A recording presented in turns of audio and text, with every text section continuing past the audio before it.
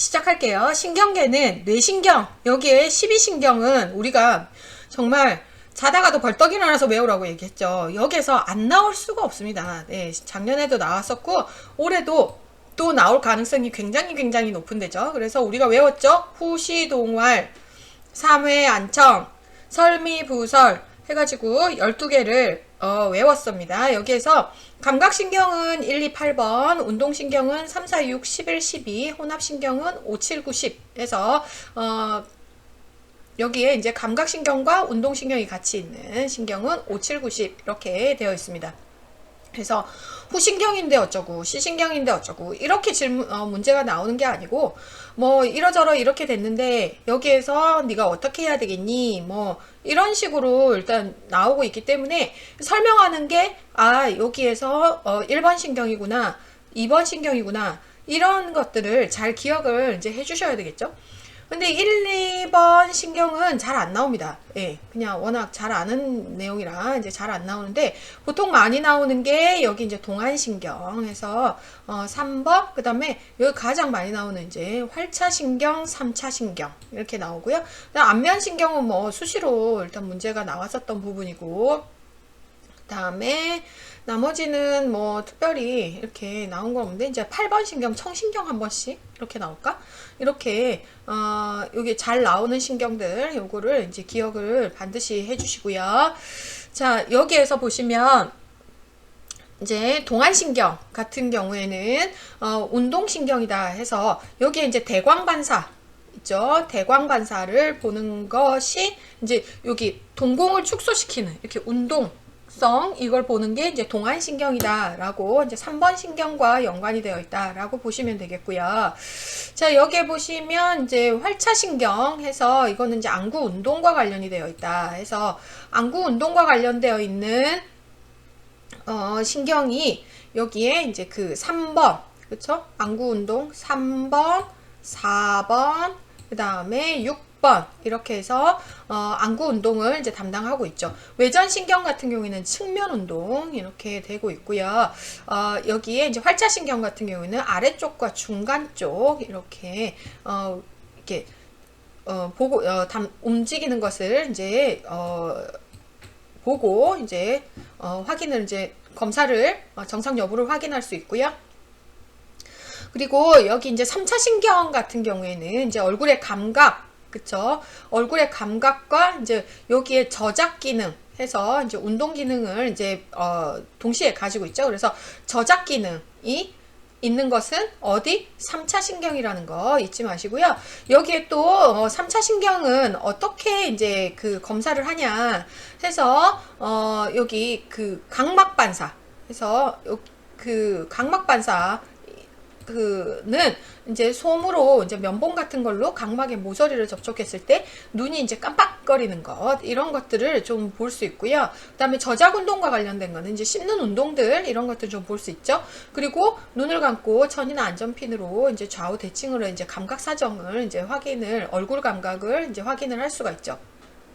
그래서 여기 각막 반사 같은 경우에는 그러니까 3차 신경과 관련해서 각막 반사 같은 경우에는 이렇게 눈을 깜빡이는 거. 그러니까 우리가 눈에 뭔가 먼지가 확 들어왔으면 우리도 모르게 눈을 이렇게 감잖아요. 그죠? 그게 다 뭐야? 3차 신경과 연관이 있다. 일단 보시면 되겠고.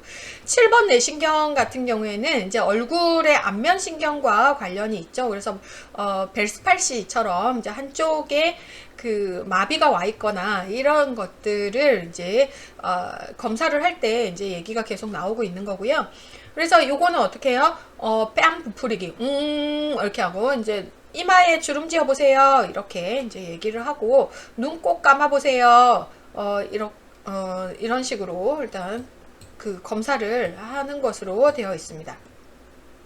자, 청신경은 이제 평형과 청각 그래서 평형과 청각, 감각 이거 나오고 있고요. 그 다음에 설인신경, 미주신경, 부신경, 설화신경 이렇게 이제 나오고 있습니다. 그래서 나머지 부분은 읽어보시면서 이제 외워주시면 되는데 아까 체크했던 부분들 이거는 반드시 이제 기억을 해주시기 바랍니다. 자, 그리고 이제 자율신경계에서는 이제 교감신경과 부교감신경이 있다 해서, 교감신경은 뭐예요? 전투신경. 부교감신경은 근데 좀 편안한 때, 이럴 때 관략근의 긴장을 이완하고 소화를 촉진하고 이런 것들을 이제 편안할 때 이제 작용하는 그런 이제 그 신경이다, 이렇게 보시면 되겠고요. 요거 두 개는 참고로 봐주시면 이제 되시겠습니다. 그래서 보시면 아시는 내용이니까 일단은 더 설명 안 하고 일단 넘어가겠습니다. 자, 신경계 사정에서는요, 글래스고 코마 스케일 나오고 있죠. 그래서 요거는 그때 19년도에 이 환자가 이런 증상이 있는데 지금 얘가 몇 점이냐 막 이렇게 나왔었어요. 그래서 여기 보시면 I가 4점까지 있고요. 그죠? V 버발이 5점까지, 그 다음에 M이 6점까지 이렇게 있죠. 그래서 다 합하면 몇 점? 15점. 그래서 7점 이하로 들어가면 이제 혼수 상태다, 이렇게 돼 있고요. 그러면 최하점은 얼마예요? 1 되어 있기 때문에 이거를 E1, V1, M1 이런 식으로 쓸 수 있죠. 그래서 EVM 이렇게 1점이면 완전 혼수죠. 이 상태는 뭐예요? 지금 전혀 눈을 뜨고 있지 않는다. 그리고 여기에 언어가 전혀 반응이 없다. 운동 반사가 전혀 반응이 없다. 이거를 이제 1점, 1점, 1점 이렇게 보시면 되겠습니다. 눈뜨기 반응은요. 자, 몸을 이렇게 건드리면서 눈 떠보세요 이러면 안 되죠. 그죠? 처음에는 어떻게 해야 돼요? 부르면 눈을 뜬다, 이렇게 돼 있기 때문에 누구누구님 이렇게 불러봐야 돼요. 그냥. 그쵸? 누구누구님 불렀을 때 눈을 뜨나 안 뜨나 이렇게 봐서 눈을 안 뜬다, 이렇게 되면 어떻게 돼요? 그 다음으로 내려가야죠. 그래서 이렇게 어깨를 두드린다거나 이제 네일베드 손톱을 이제 눌러본다거나 이렇게 해서 이제 눈을 뜨는지 이렇게 보는 거죠. 이렇게 해서 눈을 떴다 그러면은 2점. 그래서 자극을 줬을 때, 눈 뜰 때 2점. 3점은 어떻게? 부르면 눈을 떴다, 이렇게 기억을 하시고, 1점은 전혀 눈 뜨지 않고. 자, 언어 반응 5점. 자, 여기에서 2에 지금 4, M, V가 5점, M이 6점.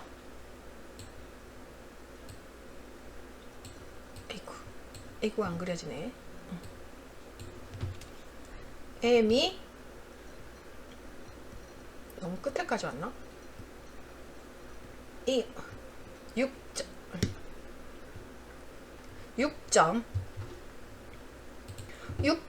6점 이렇게 되면 뭐예요? 완전 의식이 얼러트한 상태로 지금 되어 있는 거죠. 자, 해서 여기에 보시면 언어 반응이 5점이 만점이죠. 이건 진압력이 있음. 진압력은 뭐예요? 장소, 시간, 사람에 대해서 다 알아본다, 이렇게 되어 있는 게 이제 5점이죠. 자, 혼돈된 대화를 한다, 이렇게 되면, 자, 지금 계절이 어떻게 되나요? 그랬더니 지금 여름이지, 이렇게 하면 질문에는 대답은 했지만 좀 정확한 답은 아니죠. 이거는 혼돈된 대화. 부적절한 언어는 뭘까요? inappropriate 하면 부적절한 언어다, 이렇게 되면 저 누구예요? 그랬더니 밥은 언제 준다고? 뭐 이런 식으로 해서 완전히 얼토당토하는 이야기를 할 때 이게 3점. 자, 이해불명의 언어는 그리고 혼자서 구시렁 이렇게 전혀 리액션이 없는 인터액션이 없는 이런 것들을 이제 2점이다, 이렇게 얘기를 하고 있죠. 그래서 1, 2, 3, 4, 5 이렇게 나와 있고요. 운동반사는 1에서 6점까지죠. 그래서 요거는 명령에 따른다, 이렇게 돼 있죠. 그래서 자, 환자분 손 잡아보세요, 이렇게 하면 여기까지가 아니고 어떻게? 손을 놔보세요 까지 가야지 명령에 따른다 라고 얘기했어요. 눈 감아보세요, 눈 떠보세요, 이렇게 해서 명령에 따르는 거는 이제 확실하게 이제 봐주셔야 되고, 자, 5점은 로컬라이즈드가 됐다, 이렇게 딱 꼬집었더니 어떻게 해요? 이렇게 완전 이렇게 딱 팔을 꼬집었더니 확 후리듯이 이렇게 딱 이렇게 빼는 거, 네, 이런 것들이 5점이다. 이렇게 돼 있죠. 자, 4점은 어떻게 해요? 4점은 withdrawal 한다. 이렇게 꼬집었더니 이렇게 팔을 움츠리는, 예, 움츠리는, 이렇게 팔을 움츠리는, 이렇게 적극적으로 이제 피하지는 이제 막 확 후려치듯이 이렇게 팍 빠지는 못하고 이렇게 움츠리는 이런 것들을 이제 4점이다. 자, 이상 굴절 반응에서 플렉서 돼 있죠. 그래서 3점 같은 경우에는 어떤 자세예요? 이렇게 있으면 팔을 이렇게 하고 여기 다리는 쭉 뻗어서 발레리나 발처럼 이렇게 하고 있는 것이 이게 3점이죠. 네, 했더니 이런 이상 자세를 이제 보이는 거고요. 자, 2점은 어떻게 하는 거예요? 팔을 이렇게 신전 자세, 그쵸? 다리는 발레리나 발 이렇게 하죠. 그래서 어떤 게 더 상태가 나빠요? 이상 신전 반응. 그래서 익스텐서 되어 있는 여기 반응이 2점이다. 이렇게 보시면 되겠습니다.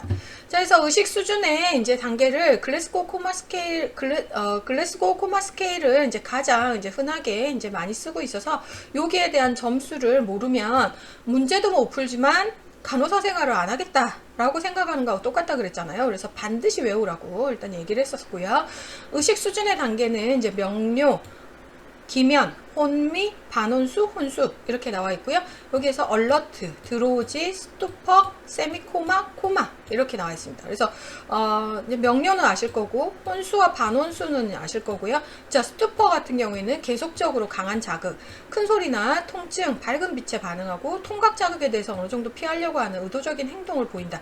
신음 혹은 이제 중얼거림이 있다 이렇게 돼 있어요. 이게 스투퍼에서 스투퍼, 스투퍼러스 뭐 이런 것들. 이런 것들을 얘기를 하죠. 자, 그리고 이제 반사로 넘어가면 반사는 심부검 반사와 표재성 반사가 있죠. 그래서 여기에 이 종류들, 요 종류들을 적어 놓고 여기에 이제 이렇게 종류들을 좀 적어 놓고 여기에서 표재성 반사가 아닌 표재성 반사와 심부검 반사 두 개 중에서 아닌 것은 뭐 이런 식으로 심부검 반사가 아닌 것은 뭐 이런 식으로도 일단 할 수 있죠. 그래서 심부검 반사는 이제 포지티브 이게 숫자 포지티브로 일단 나가고 있습니다. 그래서 이 포지티브가 정상이고요. 요 아래로 내려갈수록 만약에 1 포지티브다 이러면은 이제 약해지는 거, 이제 3 포지티브다 이렇게 되면 이제 과하게 반응하는 거 이런 식으로 나타낼 수 있죠. 표재성 반사는 어떻게 해요? 자극을 주어서 근육 수축을 보는 것이다 이렇게 되어 있죠. 그래서 요거는 플러스 마이너스 있다 없다. 네, 표재성 반사는 이렇게 이제 나오고 있습니다. 자, 손의 기능 검사 같은 경우에는 이제 손의 기능은 평형과 이제 조정 기능을 담당하고 있잖아요. 그래서 균형 검사의 룸버그 테스트 얘기가 이제 계속 나오고 있습니다.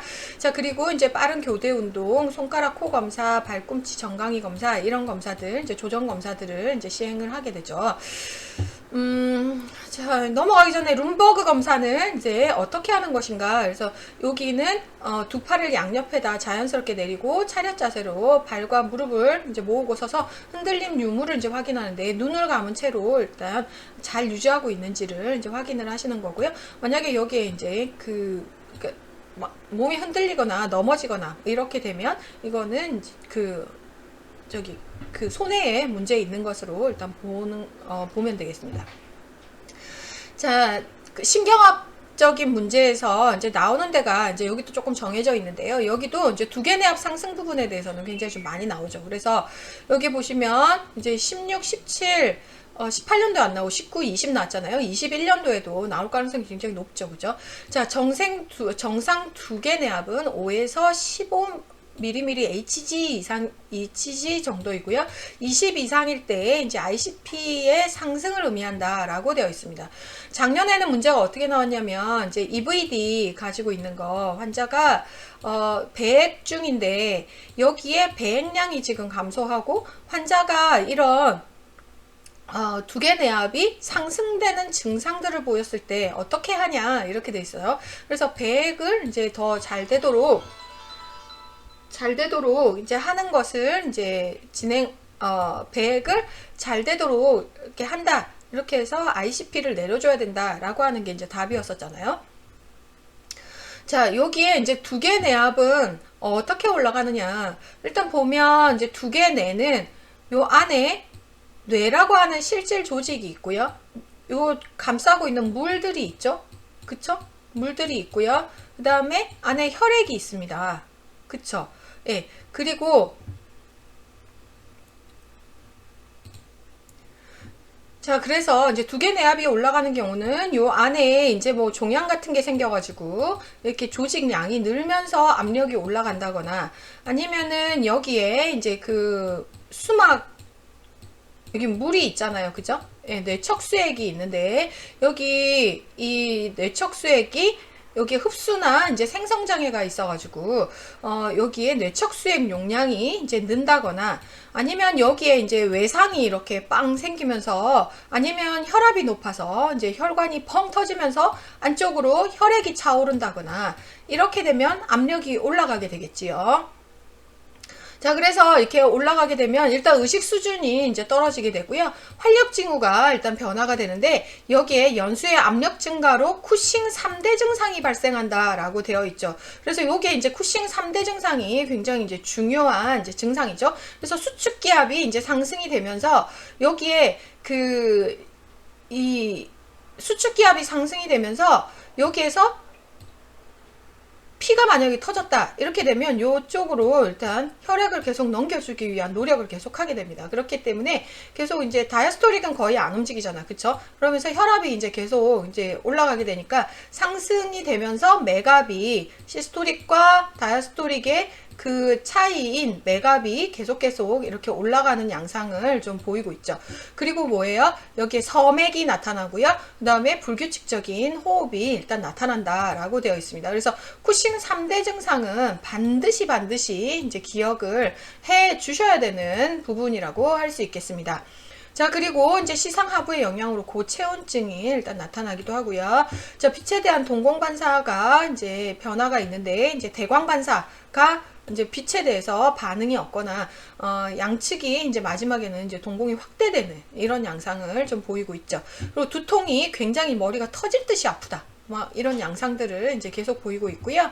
자, 그리고 이제 구토가 있는데 또 오심이 없이 프로젝타일한 그 보미팅을 이제 하게 되는 거죠. 그래서 아기들 같은 경우에는 위가 이제 위 구조 기관이 제대로 발달되지 않았기 때문에 이 프로젝타일 보미팅 하는 건 아기들은 정상이라고 얘기를 했었잖아요. 근데 성인에서의 이런 프로젝타일 보미팅을 하게 되면 이거는 뇌 내압이 이제 상승이 돼서 이제 발생된 거다라고 보시면 되겠고요. 그다음에 경련이 있죠. 그래서 대발자 경련, 그랜드말 시저가 이렇게 나타나게 됩니다. 그리고 쿠싱 궤양이라고 해서 여기에 시상하부의 자극으로 미주신경이 활성화되면서 가스트린의 수치가 증가되고요.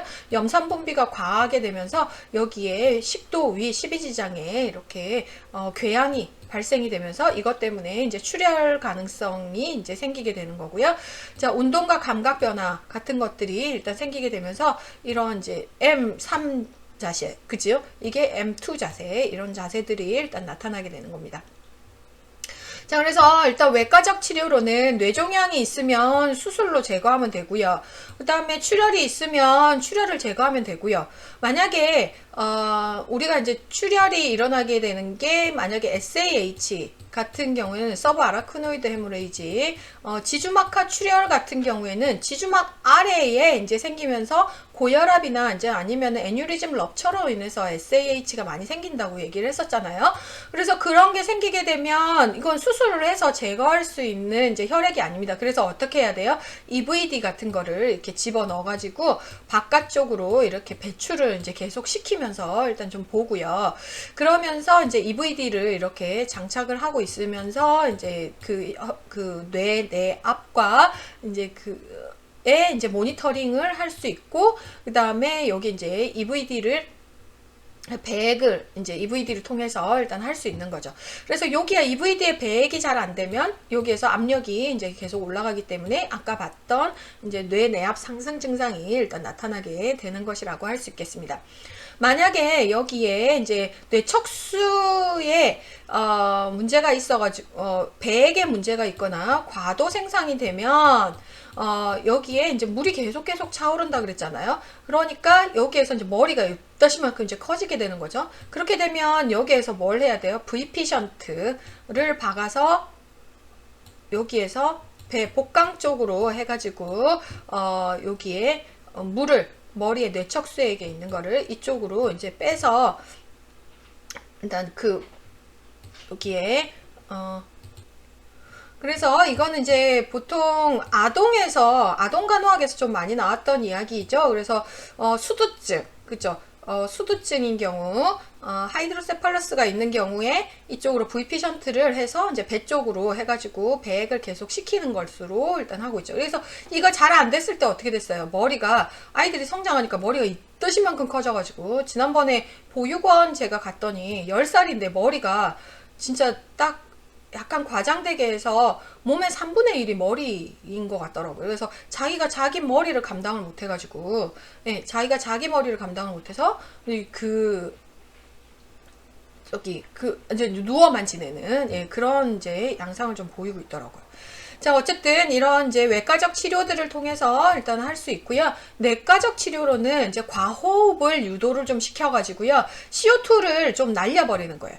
예. 그래서 CO2를 좀 날려서 약간 저탄산혈증 해서 여기에 보시면 이제 CO2가 좀 낮게 유지를 시키는 거죠. 일부러 과호흡을 좀 시켜서 25에서 30mm Hg 정도로 일단 유지를 하면서 이렇게 하면 여기에 이제 뇌혈류량과 이제 두개 내압을 좀 하강시킬 수 있는 그런 이제 역할을 하게 되는 거죠. 그래서 여기에 이제 보통은 머리 수술하시고 나오셔가지고 인공호흡기 보통 많이 장착을 하잖아요. 그때는. 그래서 그런 경우에는 일부러 약간 호흡 횟수랑 이제 프레셔를 조금 더 줘가지고요. 약간 과호흡을 좀 시켜서 CO2를 날려서 이런 효과를 보는데, 이거는 이제 과하게 쓰면 여기에 국소 뇌빈혈이라든지 이런 것들이 이제 되는 게 문제가 일어나서요. 이거는 단기간으로만 일단 사용을 할 수가 있겠습니다. 그리고 수분 제한을 이제 해서요. 약간의 탈수 상태를 일단 유지하는 것으로 일단 하고요. 그다음에 이뇨제 마니토를 이제 이용하죠. 이거는 이제 삼투성 이뇨제잖아요. 그래서 세포에 있는 물을 세포 외로 일단 빼는 마니토를 이제 투여를 하게 되는 겁니다. 자, 그리고 이제 항경련제 해서요, 페니토인, 카바마제핀, 페노바비탈, 이런 약들을 이제 좀 쓰게 되고요. 예방적 목적으로, 이거 뭐 꼭 시저를 해서 쓰는 게 아니고, 시저하기 전에 예방적 목적으로 일단 좀 많이 쓰고 있습니다. 스테로이드 쓰면 이제 혈관 부종을 좀 감소시킬 수 있는 것으로 일단 되어 있어서 스테로이드 쓰고 있고요. 쿠싱 증후군 때문에 이제, 제산제, 항히스타민 수용체 기량제 이런 거 쓰고요. 그 다음에 발살바 예방을 위해서 배변 완화제 해가지고 일부러 이렇게 MGOX 같은 걸 좀 써서 변을 무르게 해서 변이 배출되는 데 따른 어떤 두개내압 상승이 일어나지 않도록 하고 있습니다. 두통이 있는 경우 아세타미노펜 사용을 하고요. 마약은 증상을 가리기 때문에 웬만하면 사용하지 않는 것으로 되어 있습니다. 자, 그리고 여기 보시면 이제 간호중재로 이제 뇌 조직 관리를 유지시켜줘야 된다. 그래서 ICP가 이제 IICP가 생기지 않도록 여기에 계속 모니터링, IICP가 생기는지 계속 이제 확인을 하고요. 머리에 경정맥, 배액을 촉진하기 위해서 침상머리를 계속 올려주는 것, 이런 거 해주시고, 배변 시 힘주거나 침상에서 움직임을 하지 않도록 이렇게 해주시고요. 등척성 운동 같은 거를 하면 혈압이라든지 두개내압 상승이 오기 때문에 이런 거 하지 않고, 그 다음에 조용한 환경, 스트레스를 좀 줄여서 뇌내압이 올라가지 않도록 해주셔야 되겠습니다. 스테로이드 써서요, 혈관 부종 감소, 저체온 요법에서 신진대사 감소를 위한 이런 치료들을 할 수가 있겠습니다. 그리고 호흡 유지를 해주시는데, 아까 얘기했던 과도호흡은 일시적으로 이제 사용을 할 수가 있고요. 그 다음에 석션을 할 때 되게 젠틀리하게 이제 하고, 흡인은 좀 짧게 하고요. 그 다음에 시행 전후에 100% 산소 공급을 해주셔서 산소를 계속 잘 투여를 하도록 이렇게 해야 하겠고요. 그리고 이제 체균형 유지를 위해서 왜냐면 여기에 이제 삼투성 이뇨제라든지 이런 것들을 계속 쓰고 있기 때문에 탈수 증상이 생기지 않도록 잘 관찰을 하셔야 되겠습니다. 그리고 이제 나머지는 읽어보시면 아시는 내용이고요. 자, 이제 환자가 이제 시저나 이런 걸 할 수 있기 때문에 손상 방지를 위한 이런 패드, 사이드 레일에도 이제 패드를 좀 깔아주시고, 그 다음에 낙상 예방을 잘 해주셔야 되겠습니다. 시저 관련해서는 시저 때는 어떻게 하는지에 대한 거는 조금 이따가 다시 한번 설명드리도록 하겠습니다. 자, 이제 실어증이 있는데요. 실어증은 운동성 실어증과 감각성 실어증이 두 개가 있죠. 그래서 이거의 두 개에 대한 간호 방법은 완전히 다르다고 했었죠. 자, 운동성 실어증은 전두엽의 브로카 영역에 문제가 있다라고 이제 했습니다. 그래서 이거는 다 알아들어요. 다 알아듣지만 말을 못할 뿐이죠. 그래서 이 사람한테 욕하면 큰일 납니다. 그죠? 그래서 이 사람들 쓰는데 어려움을 느끼기 때문에 이제 쓸 수 있는 도구들을 이용을 한다거나 또 천천히 말을 할 시간을 충분히 준다거나 이런 식으로 해서 이제 표현의 문제를 해결을 해주셔야 되겠고, 감각성 실어증은 이해의 문제라고 그랬잖아요. 그래서 측두엽에 이제 베르니케 영역에 문제가 있는 경우에 이렇게 문제가 생기는 것이고, 말과 글에 대한 어려움이 있기 때문에 천천히 말을 해주고 반복적으로 해주고 단순하게 설명해주고 이런 것들을 이제 해주셔야 되죠. 그래서 실어증에 대한 간호 중재는 이제 요 두 개 분류에 따라서 이제 달라지기 때문에 이거에 대해서 구분하셔가지고 일단 보셔야 되겠고, 자, 이제 연하곤란이다 이렇게 돼 있으면 저장 능력, 연하 기능과 관련된 9번, 10번 뇌신경 장애 시에 일단 생기게 된다 이렇게 되어 있고요. 요거와 관련해 가지고는 앉는 자세, 그리고 이제 머리와 목, 턱을 약간 앞으로 당겨서 당겨내려서 충분히 음식을 씹어서 넘기도록 이렇게 해야지만 이제 된다고 하고요. 액체보다는 연식이라든지 고형식이 오히려 더 이렇게 아스피레이션이 되지 않는다. 기도흡인이 예방이 된다라고 되어 있죠. 자, 그리고 이제 반찬은 잘 다져서 이렇게 제공을 해야겠다. 그리고 어느 쪽으로 마비되지 않은 쪽으로 저작하게 한다라고 되어 있죠. 그래서 요거는 기본 간호학에서 문제가 되게 많이 나오고 있죠. 그래서 구강 안쪽 깊숙이 음식을 넣어주되 마비되지 않은 쪽으로 저작을 하게 한다라고 되어 있습니다. 편안한 식사 환경 주고요. 주 2회 체중 측정 해가지고 영양 상태 확인, 식사 전후에 이제 구강 간호를 잘 해야 되겠다라고 되어 있죠. 자, 그리고 이제 무의식이다. 무의식 간호는 어떻게 하나? 무의식 간호는 이제 기도 유지, 환기 이렇게 하는데, 여기에 똑바로 눕혀놓으면 혀가 뒤로 말릴 수가 있잖아요. 그래서 측이나 반복기를 이제 유지를 해서 분비물 배출을 용이하도록 이렇게 하고요. 그 다음에 침상머리를 30도 정도로 하고, 여기에 이제 수분 영양 공급, 그 다음 피부 통합성 유지해서 규칙적으로 본인이 움직일 수 없기 때문에 자세를 변경하고 공기 침뇨를 이제 적용을 한다거나 젤 패드 같은 거를 해서 여기 피부 통합성 장애가 생기지 않도록 이렇게 하고요. 각막 통합성 유지해서 각막 반사가 없고 각막 반사가 없고 눈을 뜨고 있는 경우가 있어요. 그래서 이럴 때는 안대나 꺼지 이용하고요. 그 다음에 안공 눈물, 그리고 연고, 이런 안연고 등을 이용해서 각막이 마르지 않도록 해주셔야 되겠습니다. 체온 조절이 잘 안되기 때문에 체온 조절 잘 해주셔야 되겠고, 오한이 생기면 또 ICP가 올라가죠. 그래서 오한을 방지해야 되겠다. 그리고 감각 지각에 이제 자극을 촉진하기 위해서는 이런 평상시와 같이 낮에 활동하고 밤에 수면하는 양상을 좀 유지를 해야 되겠다. 그리고 시간, 장소, 사람에 대해서 규칙적으로 일단 이야기를 해주고, 시계 갖다 주고, 음악, TV, 라디오 프로그램 이런 것들을 이제 듣게 해준다. 이렇게 해주시면 되겠습니다. 그리고 안전 유지 해서 보통 억제대, 안전을 유지하기 위해서 억제대를 사용하는 것은 오히려 ICP를 더 유발할 수가 있죠. 그래서 가능하면 피하고 이제 신중하게 이제 사용을 하게 되면 되게 신중하게 이제 사용을 해야 되겠다.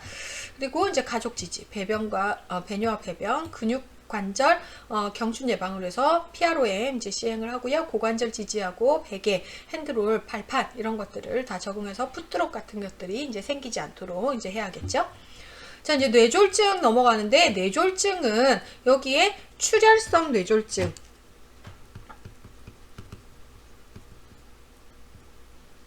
뇌졸중과 허혈성 뇌졸중, 요 두 개로 나눌 수 있죠. 그죠? 그래서 출혈성이 약 20%, 허혈성이 약 80%죠. 그래서 요거는 이제 막힌 경우, 이거는 터진 경우, 이렇게 나와 있습니다. 자, 해서 허혈성에는 또 여기에서 보시면 혈전성과 색전성이다 돼 있어요. 혈전성은 우리가 뭐 죽상경화증이 뭐 심장혈관에만 생기겠습니까? 혈관 전반적으로 생기겠죠. 그래서 머리 쪽으로 이렇게 생겨가지고 여기에 이제 혈전성으로 이제 된 거가 이제 이렇게 허혈성으로 일어나게 된 거고, 색전성 같은 경우에는 뭔가 어디엔가 이제 날라오게 된 거죠. 그래서 갑자기 이제 뇌졸중이 생겼다. 이렇게 되면 뇌졸중이 생겼다 되면 보통 색전성으로 생긴 것 같은 경우에는 뭘 검사해요? EKG 검사를 이제 거의 반드시 시행을 하고 있죠. 그래서 혹시 이제 뭐 아까 봤던 에이트리얼 피브릴레이션이나 심방세동 이런 것들이 있을 때 혈전 같은 것들이 많이 생길 수 있다 그랬잖아요. 그래서 이런 것들이 생겨서 일단 날라와서 이렇게 뇌 혈관을 막아서 이렇게 생기는 색전성이 생기지 않았나, 이런 것들을 이제 보려고 이제 EKG 같은 것들을 이제 찍고 있습니다. TIA가 시험에 한번 나왔었죠. 그래서 요즘 최근에 이렇게 좀 자주 나오고 있는데, 이게 혈관 수축으로 흐름이 일시적으로 중단돼서 국소적으로 대뇌 허혈이 이제 발생하는 단순 가역성이에요. 이거는 가역성 신경계 기능장애다. 그래서 일시적으로 뇌졸중의 증상이 나타났는데 응급실에 왔는데 괜찮아졌네요. 그러면은 그냥 집에 가셔도 됩니다가 아니고 어떻게 해야 돼요? 요거는 정상인이 대비 봤을 때 뇌졸중에 걸린 확률이 거의 한 9배 이 정도, 10배 뭐 이 정도 되기 때문에 이런 사람 같은 경우에는 반드시 정확한 진단과 치료를 받아서 뇌졸중까지 가지 않도록 이제 좀 관리를 잘 받으셔야 되겠어요. 혈관이완제, 항응고제, 그다음에 혈소판 응집 억제제, 이런 것들을 이제 사용을 이제 하게 되는 거고, 이제 산소 공급 이런 것들을 해줄 수가 있겠습니다. 자, 증상들은 일반적인 증상들 이제 두통, 구토, 혼수, 이제 뇌혈관에 이제 그 혈류 공급이 안 되거나 출혈이 일어났거나 그러면 주변 조직이 이제 부어오르겠죠. 그러면서 이제 이런 그 ICP 증상들이 이렇게 나타나게 되고요. 그러면서 이제 막힌 지역 부분, 터진 지역 부분에서는 뇌 기능이 감소하기 때문에 그거 관련한 뇌신경 손상 증상들, 이런 것들, 감각 지각 변화라든지 운동 변화에서의 이제 편측 부전 마비라든지 이런 것들이, 운동 실조라든지 이런 것들이 생기고요. 그다음에 실어증, 진압력 상실, 뭐 이런 증상들이 이제 쭉 나타나게 되는 거겠죠. 그래서 치료는 약물 치료를 이제 하는데, 혈전 용해제, 우리가 MI 때도 이제 RTPA 썼잖아요. 요때도 이제 TPA를 이제 쓰는데 3시간 이내에 써야 이제 효과가 좋다라고 되어 있고요. 항응고제, 헤파린, 와파린 이런 것들 이제 사용을 하게 되고, 그다음에 항혈소판 제절에서 아스피린, 플라빅스 이런 것들 쓰게 되고요. 그다음에 조직이 부어오른다 그랬잖아요. 그래서 두개내 하강제들 이런 것들 쓰는데, 고삼투성 이뇨제, 그다음에 스테로이드 이런 것들을 이제 사용하게 됩니다. 그리고 이제 수행요법 이제 사용하는데, 포도당을 포함하지 않은 이제 생리요법들 사용을 해서요, 허혈 부위에 충분한 혈량이 공급이 되도록 일단 하고 있습니다. 그래서 어떻게 해요? 이뇨제를 쓰면 요게 물이 이렇게 쭉 빠지게 되는 거잖아요. 그쵸? 이뇨작용이 있기 때문에 여기에 이제 조직에서는 삼투성 이뇨제니까 조직에서는 이제 물을 빼서 이제 이쪽 그 혈관 쪽으로 옮겨준 거잖아요. 그쵸? 그러니까 조직 외로 옮겨서 일단 빠지게 됐는데, 여기에서 물이 빠지니까 이게 혈량이 줄어들기 때문에 허혈 부위에 충분한 혈량 공급이 되지 않기 때문에 마니토를 주고 나면 리플레이스먼트를 해주게 되죠. 그래서 생리식염수로 보통 마니톨 100 줬다 그러면 생리식염수는 한 150 정도, 이렇게 100이나 150 정도 이렇게 줘서 리플레이스먼트를 이제 시켜주고 있습니다. 항경련제, 항고혈압제, 뇌혈관 확장제, 칼슘 통로 차단제, 이런 식으로 이제 약물들을 다 투여하고요. 여기도 저체온 치료를 이제 시행을 하고, 이제 수술요법들을 이제 시행을 하시게 되는 거죠. 그래서 뇌조직 관리 증진을 위해서는 아까 이제 ICP 와 이제 거의 유사하기 때문에 그대로 이제 보시면 되겠고요. 운동 기능 증진을 위해서 ROM 운동 잘 시키셔야 되겠고, 달력 스타킹 시키셔야 되고, 감각 지각 증진, 편측 지각 증진, 언어 소통 능력, 연화곤란 관련해가지고 또 한번 설명을 드렸던 부분입니다. 요실금, 변실금 개선, 환자와 가족 교육 이런 것들은 이제 잘 시키시고 이제 가족 지지를 이제 잘 해줘야 되겠다. 자, 그리고 뇌종양 같은 경우에는 이제 두개 내강을 차지하고 있는 국소적 두개내 병변 신생물을 이제 얘기를 하는데, 두개내압 상승의 이제 원인 중에 이제 실질 조직이 이제 늘면서 일단 생기는 것이 이제 뇌종양이죠. 그래서 분류로 봤을 때는 신경교종이 이제 가장 종양 발생의 65% 차지하면서 가장 발생 빈도가 이제 높은 것으로 되어 있고, 빠르게 성장하는 것으로 일단 되어 있습니다. 자, 그리고 이제 그 뇌하수체 종양, 청신경섬유, 수막종, 전이성 뇌종양 이런 것들이 이제 있고요. 여기에서도 이제 사실은 뭐 뇌종양의 종류가 어떻게 되냐 뭐 이런 이야기는 묻지는 않고요. 보통 이제 뇌종양 수술 이후에 어떻게 하냐 이렇게 이제 얘기가 묻고 있는데, 보통 천막이 어디에 있어요? 머리가 이렇게 있으면 천막이 여기에 이렇게 있잖아요. 그래서 대뇌 부분 이제 수술한 경우에는 이제 상체를 이제 상승을 시키고요.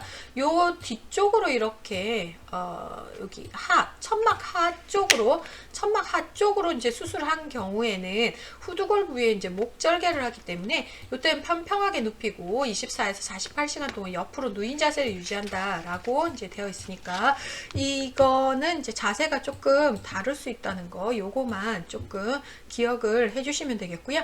심한 고관절 굴곡과 목을 굴곡시키지 않도록, 그래서 이게 그 ICP가 올라가지 않도록 하고요. 그 다음에 배액이 좀 용이하도록 해야 하는 자세들을 기를 위해서 이제 이런 주의사항을 지키셔야 되겠고, 그 다음에 중립성 자세 유지를 이제 이렇게 선을 잘 맞춰서 이렇게 어디 구부러지지 않도록 잘 맞춰서 해주셔야 되겠습니다. 약물요법, 두개내 관류 증진, 그 다음에 운동 기능 증진, 안구 관리, 그다음 이런 내용들 다 설명이 되었던 부분이니까 일단 넘어가도록 할게요. 읽어보시면서 정리 다시 하시고요. 포토포비아 같은 경우에는 조용한 환경으로 자극을 최소화하고 방안을 이제 어둡게 유지하시면 되겠습니다.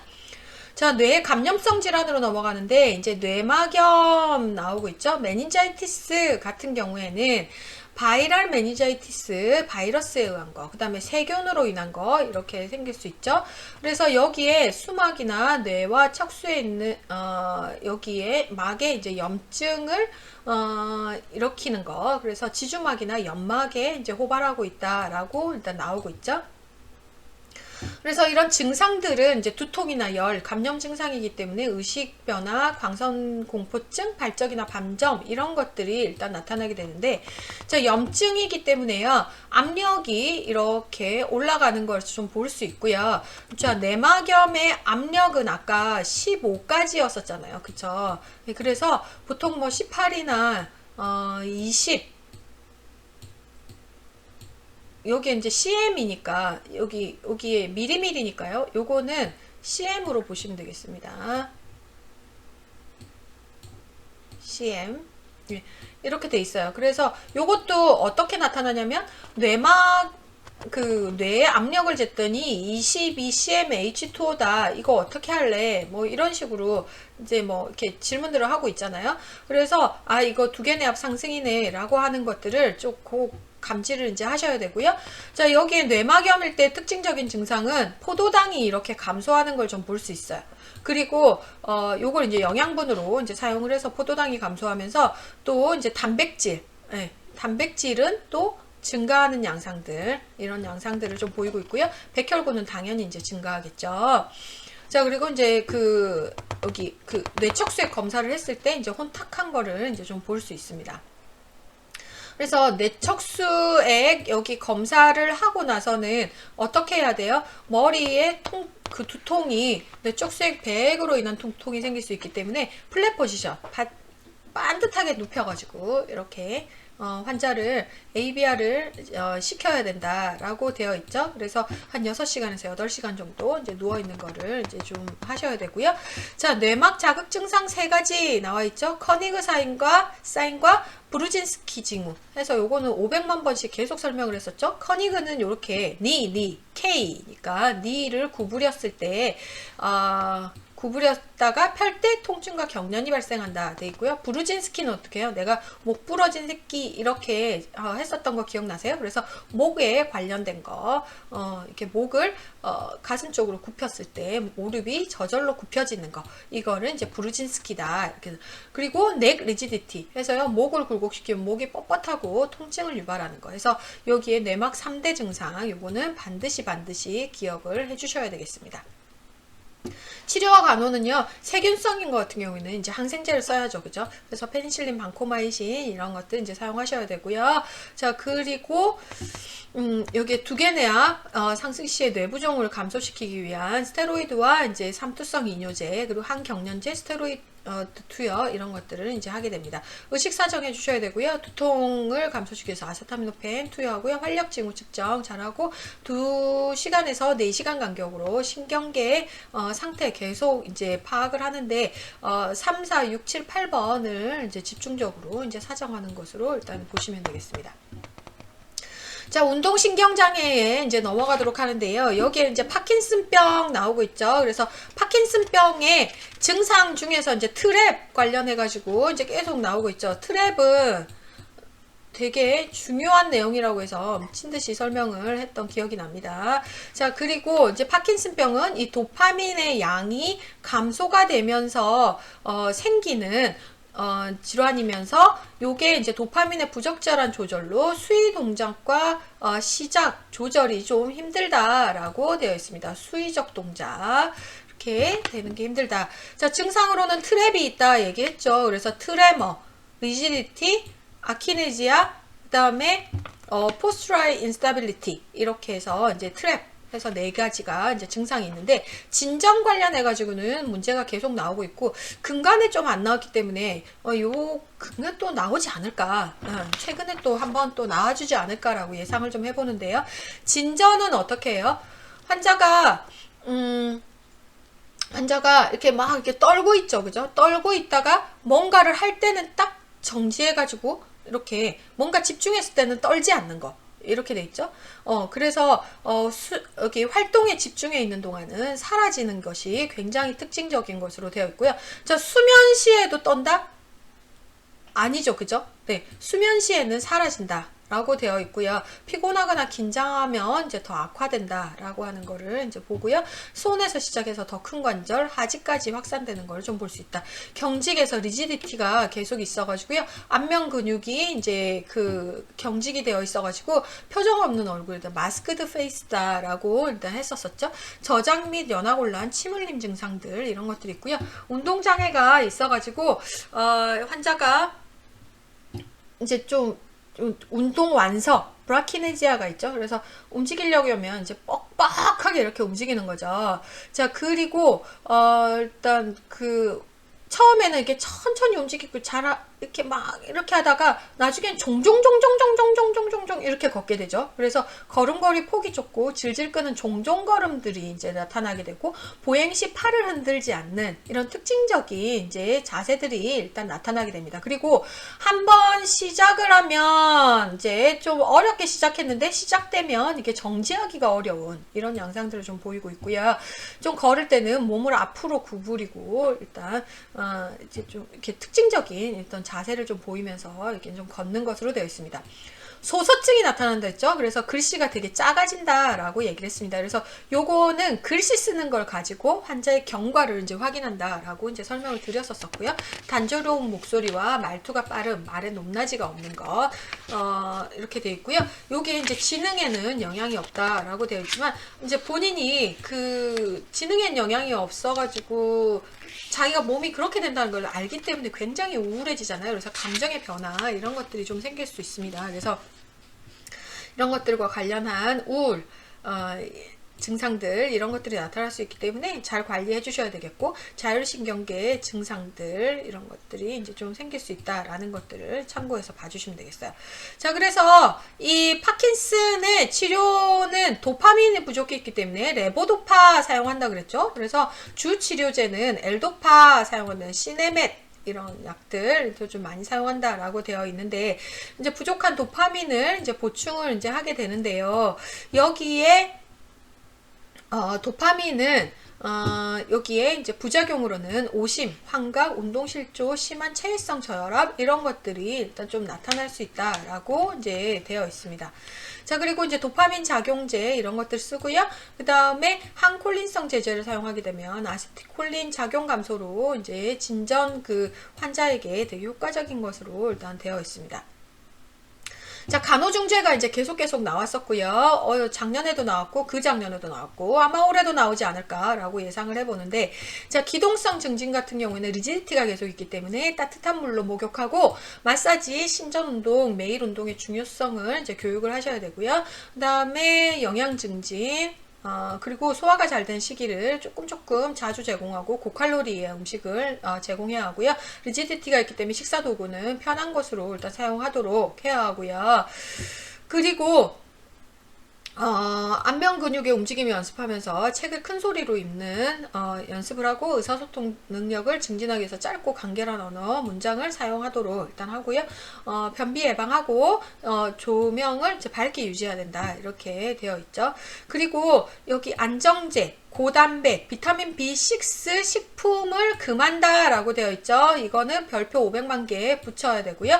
자, 이거는 왜? 이거는 레보도파의 약물의 효과를 방해하기 때문이다 라고 되어 있습니다. 그래서 약을 언제 먹는다 그래 되어 있어요? 약은 공복 시에 먹어야 한다 라고 되어 있습니다. 그쵸? 그래서 공복 시에 반드시 이렇게 먹도록 이렇게 하고 있는데, 여기 이제 흡수율의 증가의 효과도 일단 보고 있고요. 하지만 이제 먹는데 굉장히 좀 오심을 많이 느낀다 그러면은 이제 식사 중에 레보도파를 이제 투여하도록 이렇게 하고 있죠. 자, 그리고 약물 투여 시간 가까이에 단백 섭취를 피해야 된다라고 되어 있어요. 그래서 이것도 반드시 별표를 하고 이제 외워줘야 되는 부분에 이제 해당되겠습니다. 자, 그리고 이제 비타민 B6 식품 섭취 금한다. 이거 반드시 기억을 해주시기 바랍니다. 자, 멀티플 스클레로시스예요. 그래서 요거는 이제 그 수초가 탈락하면서 이제 생기는 거고, 그래서 만성 진행성 퇴행성 신경질환이다라고 이제 되어 있습니다. 자, 그래서 수초의 탈락으로 해서 전도의 이상이 좀 생기면서 이거는 만성적, 점진적 악화와 완화를 계속 반복하는 것으로 되어 있고요. 조화 운동이 안 되고 경직이 나타나고요. 비정상적인 반사와 열감이 일단 나타나는 것이 이제 특징적으로 되어 있습니다. 그래서 운동기능 증진을 위해서 운동 전에 얼음 주머니를 대줘서 경련을 감소시키고 근피로를 피하고 부동시 근위축 방지를 위해서 수동적인 운동, 근육 신정, 힘 강화 운동, 격렬한 운동을 피하고 이런 것들을 이제 하고요. 그 다음에 감각 기능 보상, 방광 조절 유지, 영양 유지, 질병 악화 요인 제한, 특히 이렇게 뜨거운 목욕 이런 것들 하지 않도록, 그리고 과다한 추위에 노출되지 않도록 이렇게 해야 되겠다. 하시고요. 그 다음에 이제 치매 보시면 정신간호학에서도 이제 치매랑 이렇게 겹치는 부분이죠. 그래서 여기에 치매 초기 증상은 이제 기억력이 이제 좀 떨어지는 것이다 돼 있죠. 그래서 초기에는 이런 기억 장애가 일단 나타난다라고 되어 있어요. 그래서 집중력 감소, 계산 착오, 경미한 언어 장애 이런 것들이 이제 또 추가로 있을 수 있다. 그래서 중기 후기로 이제 넘어가게 되면 이제 기억이 이제 더 이제 그 못하게 되면서 이제 대부분의 기억을 이제 중증일 때는 다 잃어버리게 되는 그런 상황이죠. 그래서 간호는 여기에 이제 그 아이 같아도 이제 어른으로서의 인격적인 존중을 해줘야 된다라고 이제 되어 있고요.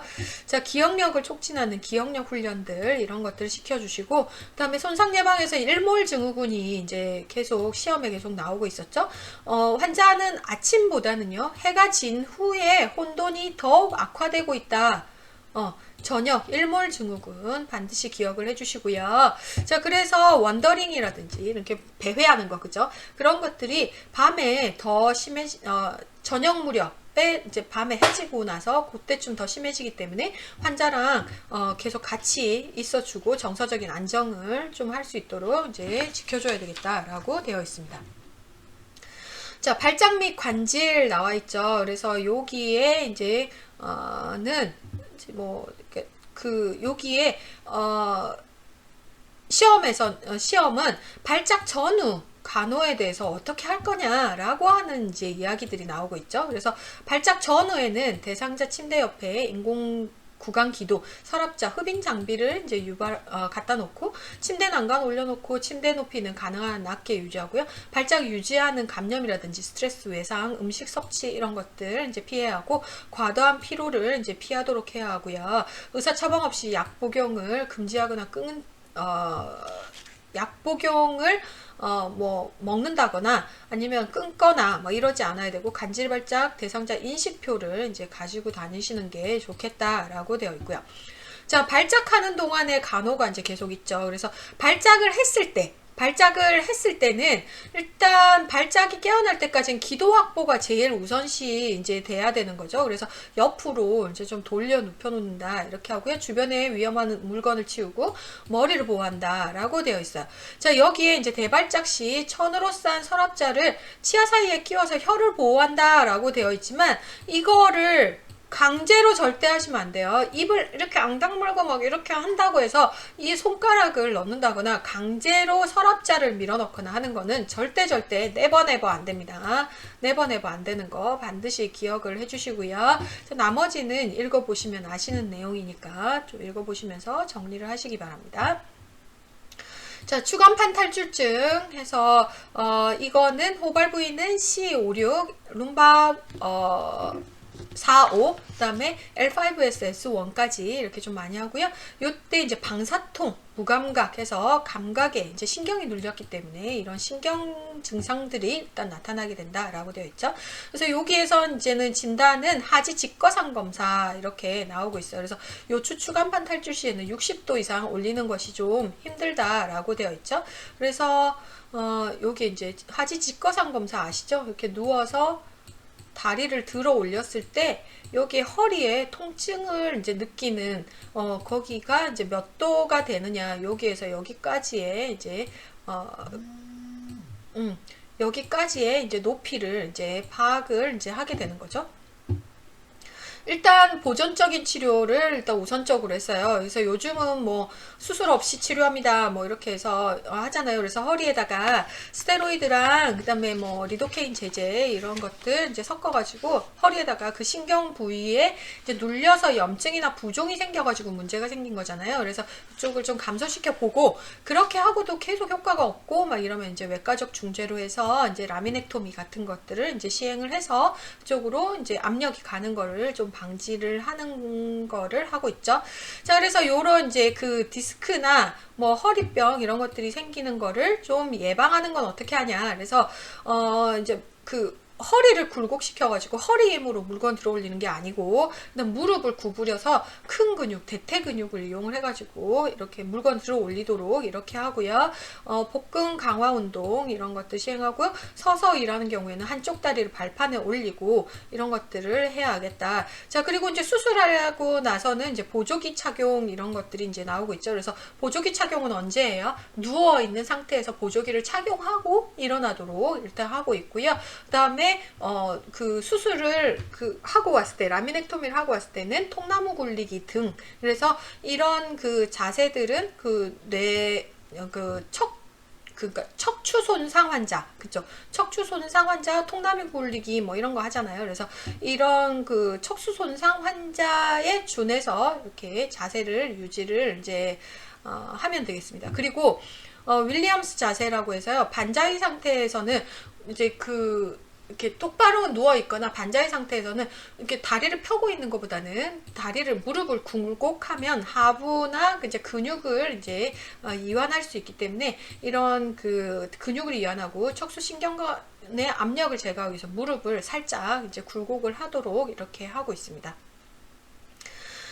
자, 그래서 이제 수술후 간호중재는 이제 통증 완화, 체위 관련한 거, 그래서 요추 추간판 수술 시에는 배변실을 제외하고 앉는 거 금지. 그러니까 누워 있거나 서 있거나 둘 중에 하나 해야 된다라고 되어 있고요. 수면 중 보기 금지, 그 다음에 머리는 중립 위치, 높은 베개 사용 금지라고 되어 있고, 통나무 굴리기식 체위 변경 이런 거 해주셔야 된다. 보조기 같은 건 어떻게 한다? 누워서 차고 일어난다. 네, 되어 있고요. 그 다음에 운동, 출혈, 합병증 예방 이렇게 되어 있고, 이제 퇴원 교육 잘 해서 일단 내보내는데, 여기에 낮은 굽, 신발, 적절 체중 유지, 이런 서 있는 경우 발판 확용, 사용 이런 것들을 이제 잘 설명을 해야겠죠. 자, 그럼 이제 척수 손상으로 보시면요. 이제 여기에서 보시면 C1에서 4는 뭐가 문제가 있다? 호흡 기능 장애가 일단 문제가 생길 수 있기 때문에 이런 것들은 기관절개 및 인공호흡에 이제 필요가 있을 수 있겠다. 그래서 여기에 손상이 오면 호흡을 먼저 봐야 한다라고 이제 먼저 보시면 되겠고요.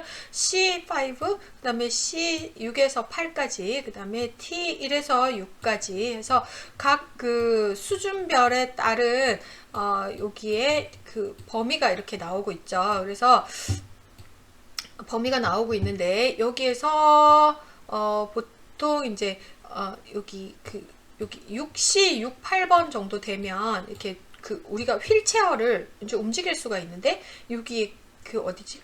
여기 훈련을 잘 하면 우리가 돌려서 하는 바퀴형 휠체어 이런 것들 다 사용할 수 있고요. C5번 이하 정도 되면 이제 전동형 휠체어 같은 것들을 이제 사용해서 일단 다녀야 된다는 거 이렇게 보시고요. 자, 그리고 이제 자율신경 증후군이 이제 시험에 계속 나오고 있는데, 한동안, 그러니까 뭐 작년에는 나오진 않았지만 요거는 언제 나와도 안 이상한 거예요. 그래서 꼭 여기 그 자율신경 반사부전 이거 꼭 나오고 있죠. 그래서 여긴 감각이 없기 때문에 어떤 그 뭐 통증이 굉장히 심하거나 아니면 소변이 방광에 가득 찼거나 뭐 이런 변비가 완전 심하거나 이런 경우에는 느끼지는 못하는데 뭔가 땀을 뻘뻘 흘리고 심한 고혈압이 나타나고 섬액이 나타나고 이런 박동형 두통이 나타나고 뭐 이런 증상들이 이제 다 나타나게 된다 이렇게 됐잖아요. 그러면은 원인을 찾아서 이제 제가 하는 게 좋아서 척수 손상 환자가 갑자기 환자가 고혈압, 혈압이 뜨면서 맥이 떨어지면서 뭐 흐린 시야와 복시, 뭐 오심발안을 이제 호소를 하고 있다. 이런 경우에 어떻게 해야 되냐? 이거는 이제 소변이 방광이 차 있지는 않은지 확인한다. 이런 것들이 이제 되게 답가지에 많이 나오고 있잖아요. 그래서 요거 꼭 잘 이제 체크를 하시고 거기에 대해서 요게 원인 치료를 이제 해주시고 그리고 이제 나머지는 이제 참고해서 일단은 봐주시면 되겠고, 자, 척수 쇼크다 이렇게 나오고 있죠. 척수 쇼크는 저혈압이죠, 저혈압. 네. 그래서 반사활동 소실 그리고 저혈압 이런 것들이 이제 나타날 수 있다라고 이제 보시면 되겠습니다. 자, 그래서 이제 보통 이제 그 척수와 관련해 가지고는 우리가 허리에다가 그 C셋 같은 거를 할 때 우리가 척수 마취 많이 하잖아요. 그럴 때 뭘 조심해야 돼? 저혈압에 조심해야 된다라고 하는 게 이제 답가지에 많이 나와 있었습니다. 그리고 기타 증상 이런 것들은 좀 읽어보시면서 정리하시면 되겠고요. 자, 응급관리로는 이제 목의 과신전을 피하고 머리와 경추를 고정한 다음에 앙하의 상태로 일단 후송을 해야 한다. 신체 배열과 체위 유지하고요. 두부와 경부는 위치를 이제 같게 유지하고 통나무식 굴리기를 이제 체를 해서 체위 변경을 해야 하고요. 그다음에 척수 부종 완화를 위해서 이제 이런 그 스테로이드들 이런 거 사용하고요. 아트로핀은 이제 섬액 치료, 그리고 저혈압이 완전 심할 때는 이제 도파민 같은 것들 이제 사용할 수가 있겠습니다. 나머지는 이제 읽어보시면서 이제 정리를 하시고요. 자, 그리고 이제 말초신경질환으로 일단 넘어가면 이제 길리안바레가 있죠. 그래서 길리안바레 같은 경우에는 다발성 척수신경증이다, 다발성 신경염이다 이렇게 되고 있죠. 그래서 이거는 여기에 이제 상행성, 주로 이제 상행성, 운동성, 하행성으로 분류하고 있는데 주로 상행성. 이게 가장 흔하게 일단 나타나는 것이다. 그래서 길리안바레는 어디에서부터 시작해요? 하지에서부터 시작해서 점차 위로 올라와서 위로 이제 침범을 하게 돼서 결국은 이제 호흡근까지 일단 영향을 주게 되는 것이고, 이게 이제 나중에 지나면 이제 점점 이제 괜찮아지는, 염증이 이제 가라앉으면 이제 점점 괜찮아지는 이게 가역성 질환이다 라고 일단 보시면 되겠죠. 그래서 여기까지는 이제 괜찮아질 때까지 이런 그 자가 면역 질환이기 때문에 혈장 분리 반출술 이런 것들, 면역 글로불린 주사 이런 것들을 이제 시행을 하게 되고요. 그 다음에 기도 개방과 가스 교환 증진 등 이런 심호흡, 기침 경련 이런 것들을 이제 시켜주시면 되겠습니다. 자, 그리고 이제 3차 신경통 관련해 가지고는 여기가 이렇게 3차 신경은 이런 식으로 3자 모양으로 이렇게 되어 있다 그랬죠. 그래서 저작과 이제 통증 이런 것들이 이제 굉장히 좀 영향을 좀 많이 주는 것으로 일단 되어 있습니다. 그래서 워낙 이제 저작하거나 이제 하품만 하다가 통증이 확 생길 수 있기 때문에 환자들이 이제 뭐 하품도 하는 것도 되게 무서워하고 막 것들은 이제 보이는 게 3차 신경통이고, 통증이 너무너무 힘들기 때문에 이 환자의 이제 목적은 요 통증과 관련해서 일단 간호의 우선순위가 일단 먼저 잡히는 것으로 되어 있고요. 그래서 찬바람, 심한 더위, 추위 노출을 이제 삼가하고요. 통증이 없을 때 이런 뭐 밥을 먹는다든지 양치한다든지 이런 운동을 한다든지 이런 것들의 일상 활동들을 일단 시행을 하도록 되어 있습니다. 미지근한 물로 목욕을 하고 구강항수는 이제 가볍게 하고요. 특히 이제 뭐 아플까봐 양치도 잘 안 하고 막 이렇기 때문에 이쪽으로 이제 뭐 이렇게 그 치아 손상이라든지 이런 것들이 많이 있을 수 있어서 구강 쪽으로 관리를 좀 잘할 수 있도록 해주셔야 되고요. 그 다음에 고단백질 음식 줘야 되고, 그 다음에 저작이 쉬운 음식을 자주 이제 소량씩 자주 제공하고요. 그 다음에 침범되지 않은 쪽으로 일단 저작을 하도록 이제 교육을 해주셔야겠다. 그렇죠. 자, 그리고 이제 약물은 항경련성 약물을 사용을 해서 이제 통증을 완화하는 게 이제 1차적인 목표다라고 해서 일단 설명을 드렸던 부분입니다. 그리고 정기적인 치과 방문을 해야 한다 되어 있죠. 자, 이제 그리고 이제 벨스 팔시 같은 경우는 7번 뇌신경 마비해서 안면 근육이 이제 마비돼서 이제 표정이 상실된다. 웃기, 휘파람 불기, 얼굴 찡그리기, 뺨에 바람 넣기 이런 것들 잘 안 되고 침 흘리고 막 이런 거죠. 마비된 쪽, 여기 지금 어느 쪽이 마비됐어요? 지금 이쪽이 이렇게 마비가 됐죠. 그래서 정상인 쪽으로 얼굴이 찌그러지는 거를 좀 볼 수 있죠. 그래서 약물을 줄 때는 어느 쪽으로 줘야 돼요? 이쪽 정상인 쪽으로 이렇게 먹도록 이렇게 해야 하겠습니다. 그래서 혀의 전방 3분의 2의 미각을 이제 상실하고 청각 과민이 이제 굉장히 과민 증상들이 일단 나타난다 해서 일단 치료는 스테로이드, 그다음 워사이클로버 사용하고요. 그다음에 눈 감기지 할 때 눈 간호 이제 시행해야 되고요. 수면 시 안대 착용 이런 것들을 이제 해주셔야 되겠어요. 자, MG 나오고 있죠. 중증 근무력증 같은 경우에도 자가 면역 질환이죠. 그래서 요거는 근육이 이제 약화가 되는 건데, 이거는 하행성이에요. 하행성이죠. 그래서 위에서부터 아래로 이렇게 내려가는 거예요. 그래서 안면 근육에서부터 이제 쭉 이제 내려가도록 이렇게 되어 있는데, 의식 변화 없고요. 감각 상실은 없다. 단지 움직임이 없다. 자, 그래서 무력이 되어 있잖아. 무력이 되어 있기 때문에 텐실론 해서 텐실론 검사. 그래서 중증 근무력증과 텐실론은 반드시 기억을 해주셔야 돼요. 텐실론 검사하면 중증 근무력증, 중증 근무력증 하면 텐실론 검사. 이거는 반드시 기억을 해주시고, 얘도 언제 나와도 안 이상한 그런 문제예요. 그래서 텐실론 검사를 해가지고 여기에서 근력이 호전이 되면 이제 근무력증으로 진단을 한다 이렇게 되어 있죠. 그래서 여기에 이제 위기가 있을 수 있잖아요. 그래서 위기 같은 경우에는 무슨 약을 준다고 그랬어요? 아트로핀 투여한다 라고 되어 있죠. 그래서 그럴 때는 약을 줘도, 텐실론을 줘도 별로 이렇게 별로 이제 근무력증이 이제 해결이 안 되고 갑자기 침을 완전히 흘리고 뭐 이런 이상 증상들을 많이 나타나는 그 위기가 왔을 때, 그때 관리는 아트로핀을 투여해서 치료한다 라는 거를 이제 기억을 해주시면 되겠습니다. 꾸준히 하면 무조건 붙습니다. 안 하면 떨어집니다. 이거는 진리입니다. 그렇기 때문에 꼭 화이팅 하시고 꾸준히 공부하십시오. 고생 많으셨습니다.